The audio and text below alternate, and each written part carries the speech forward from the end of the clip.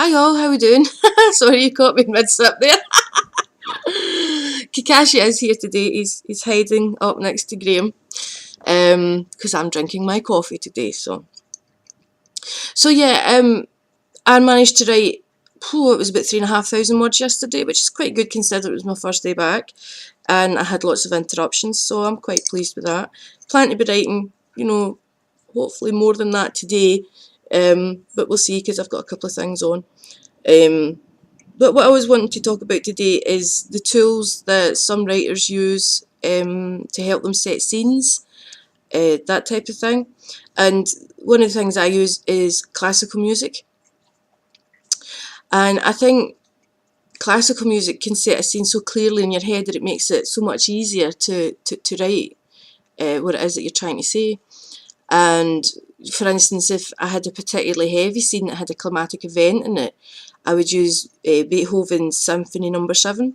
It's a fantastic piece. It starts very, very slow, and by the end of it, it's all blaring, rattling.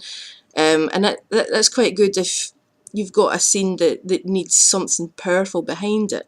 And it drives your writing to be powerful when you listen to a thing like that. I love Ludovico Einaudi's music. I use that quite a lot. I have playlists on my Spotify account that when I was sitting down to write, I pick whichever one I think is needed at the time and put it on repeat and just listen to it over and over and over again while I'm writing. It focuses me to write better, and it sets the scenes in my head, and I find it quite an invaluable tool. I tend to write dark psychological thrillers, and so a lot of the music I listen to are quite slow and dark and haunting, and there's various playlists that I have, and I have my favourites. Like Immediate Music, they are amazing for setting scenes, and I don't think they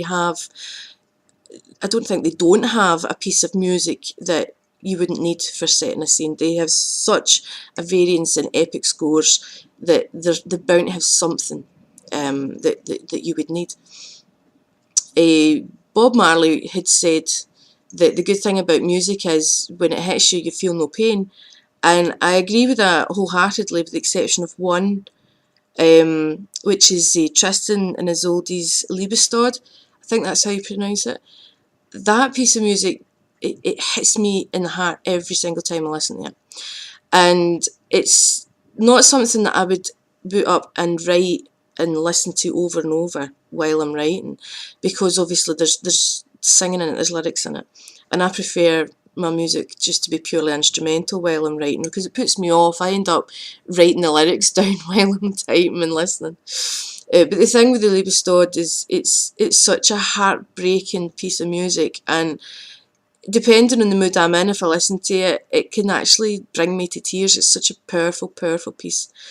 And what I tend to use that one for is setting the scene prior to sitting down and writing.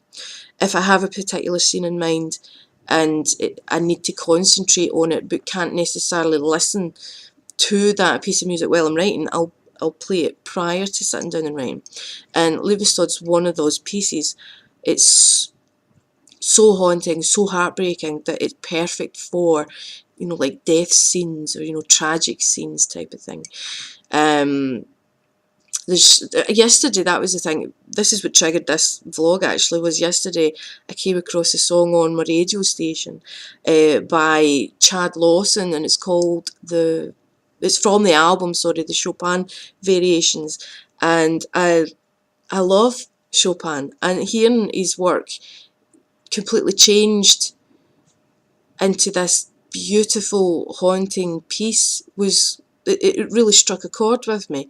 So I thought, right, okay, I'm looking this album up. So I looked up the entire album, and yesterday, while I was writing, it was on repeat the entire time, and it has now got its own little playlist.